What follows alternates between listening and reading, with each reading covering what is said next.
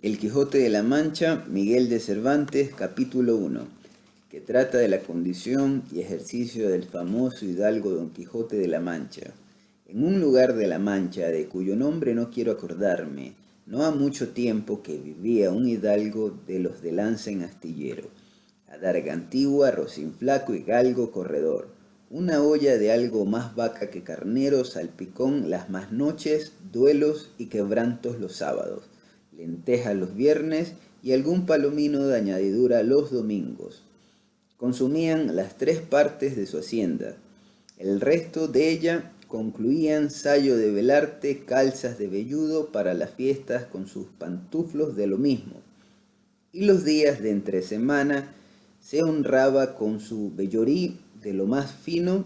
Tenía en su casa una ama que pasaba de los 40 y una sobrina que no llegaba a los 20,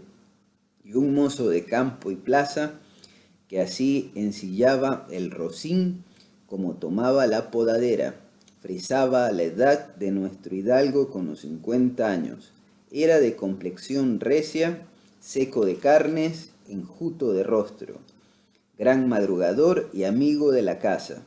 Quieren decir que tenía el sobrenombre de Quijada o Quesada, que en esto hay alguna diferencia en los autores que de este caso escriben, aunque por conjeturas verosímiles se deja entender que se llamaba Quejana. Pero esto importa poco a nuestro cuento. Basta que en la narración de él no se haga un punto de la verdad. Es, pues, de saber que este sobredicho hidalgo, los ratos que estaba ocioso, que eran los más del año, se daba a leer libros de caballerías con tanta afición y gusto, que olvidó casi de todo punto el ejercicio de la casa, y aun la administración de su hacienda, y llegó a tanto su curiosidad y desatino en esto, que vendió muchas hanegas de tierra de sembradura para comprar libros de caballerías en que leer, y así llevó a su casa todos cuanto pudo a ver de ellos, y de todos, ningunos le parecían tan bien como los que compuso el famoso Feliciano de Silva, porque la claridad de su prosa y aquellas intricadas razones suyas le parecían de perlas, y más cuando llegaba a leer aquellos requiebros y cartas de desafíos, donde en muchas partes hallaba escrito: la razón de la sin razón, que a mi razón se hace, de tal manera mi razón inflaquece, que con razón me quejo de la vuestra fermosura. Y también cuando leía los altos cielos que de vuestra divinidad divinamente con las estrellas os fortifican y os hacen merecedora del merecimiento que merece vuestra grandeza. Con estas razones perdía el pobre caballero el juicio y desvelábase por entenderlas y desentrañarles el sentido, que no se lo sacara ni las entendiera el mismo Aristóteles. Si resucitara para solo ello, no estaba muy bien con las heridas que don Belianís daba y recibía, porque se imaginaba que por grandes maestros que le hubiesen curado, no dejaría de tener el rostro y todo el cuerpo lleno de cicatrices y señales, pero con todo alababa en su autor aquel acabar su libro con la promesa de aquella inacabable aventura, y muchas veces le vino deseo de tomar la pluma y dalle fin al pie de la letra, como allí se promete, y sin duda alguna lo hiciera, y aún saliera con ello, si otros mayores y continuos pensamientos no se lo estorbaran. Tuvo muchas veces competencia con el cura de su lugar, que era hombre docto graduado en Sigüenza, sobre cual había sido mejor caballero, Palmerín de Inglaterra o Amadís de Gaula. Mas maese Nicolás, barbero del mismo pueblo, decía que ninguno llegaba al caballero del Febo, y que si alguno se le podía comparar era don Galaor, hermano de Amadís de Gaula, porque tenía muy acomodada condición para todo, que no era caballero melindroso ni tan llorón como su hermano, y que en lo de valentía no le iba en zaga. En resolución, él se enfrascó tanto en su lectura, que se le pasaban las noches leyendo de claro en claro y los días de turbio en turbio. Y así del poco dormir y del mucho leer se le secó el cerebro de manera que vino a perder el juicio. Llenósele la fantasía de todo aquello que leía en los libros, así de encantamientos como de pendencias, batallas, desafíos, heridas, requiebros, amores, tormentas y disparates imposibles. Y asentósele de tal modo en la imaginación que era verdad toda aquella máquina de aquellas soñadas invenciones que leía, que para él no había otra historia más cierta en el mundo. Decía él que el Cid Ruy Díaz había sido muy buen caballero, pero que no tenía que ver con el caballero de la ardiente espada, que de solo un revés había partido por medio dos fieros y dos descomunales gigantes. Mejor estaba con Bernardo del Carpio, porque en Roncesvalles había muerto a Roldán el Encantado, valiéndose de la industria de Hércules cuando ahogó a Anteo, el hijo de la tierra, entre los brazos. Decía mucho bien del gigante Morgante, porque, con ser de aquella generación gigantea, que todos son soberbios y descomodidos, él solo era afable y bien criado, pero sobre todos estaba bien con Reinaldos de Montalbán, y más cuando le veía salir de su castillo y robar cuantos topaba. Y cuando en Allende robó aquel ídolo de Mahoma, que era todo de oro según dice su historia,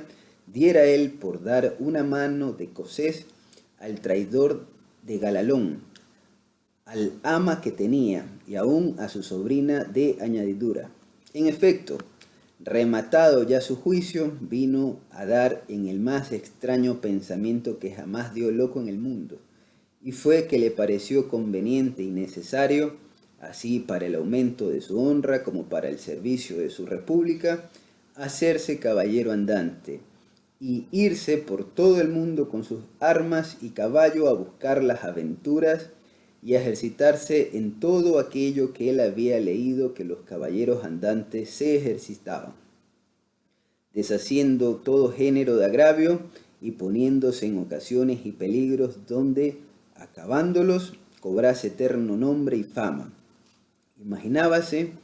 el pobre ya coronado por el valor de su brazo, por lo menos del imperio de Trapisonda, y así con estos tan agradables pensamientos, llevado del extraño gusto que en ellos sentía,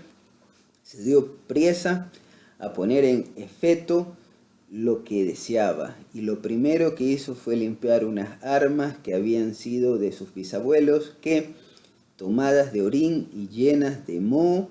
luengos siglos había que estaban puestas y olvidadas en un rincón. Limpiólas y aderezólas lo mejor que pudo, pero vio que tenían una gran falta, y era que no tenían celada de encaje, sino morreón simple. Mas a esto suplió su industria, porque de cartones hizo un modo de media celada que, encajada con el morreón, hacía una apariencia de celada entera. Es verdad que para probar si era fuerte y podía estar al riesgo de una cuchillada, sacó su espada y le dio 2 golpes, y con el primero y en un punto deshizo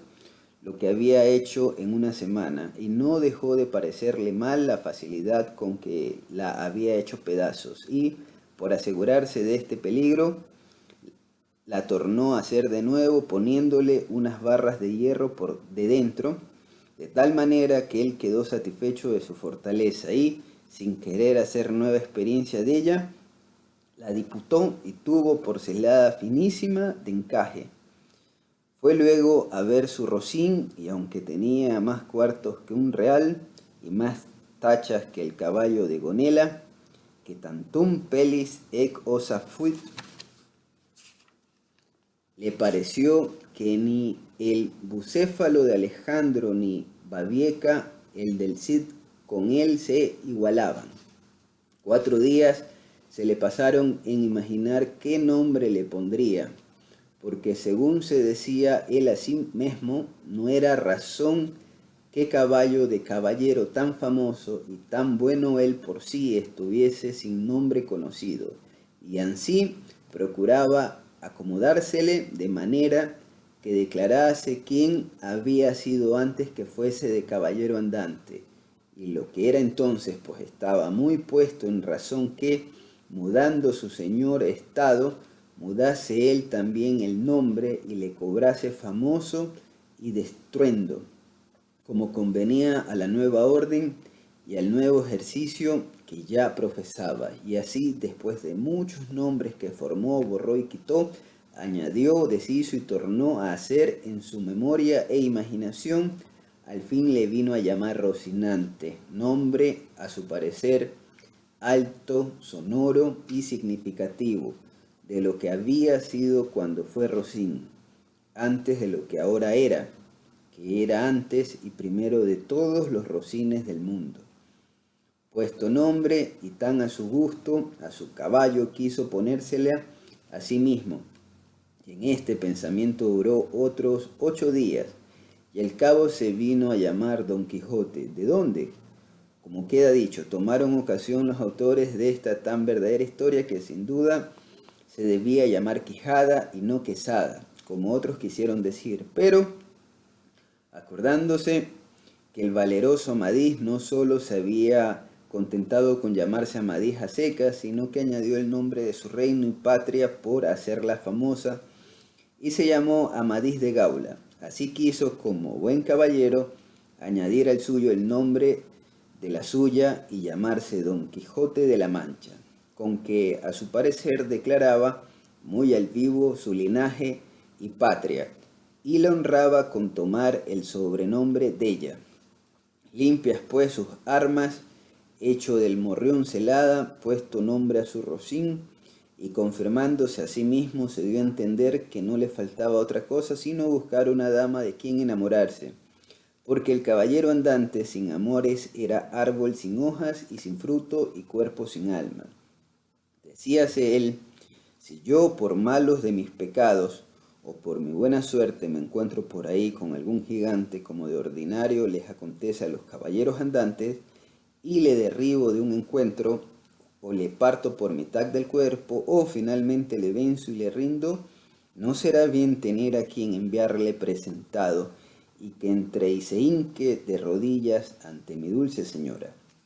y diga con voz humilde y rendida, yo señora, soy el gigante Caraculiambro, señor de la ínsula Malindrania, a quien venció en singular batalla el jamás, como se debe alabado caballero Don Quijote de la Mancha, el cual me mandó que me presentase ante la vuestra merced, para que la vuestra grandeza disponga de mí a su talante. Oh, cómo se holgó nuestro buen caballero cuando hubo hecho este discurso, y más cuando halló a quien dar nombre de su dama.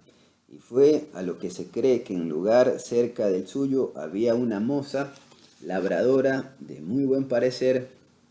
de quien él un tiempo anduvo enamorado, aunque según se entiende ella jamás lo supo ni se dio cata de ello. Llamábase Aldonza Lorenzo,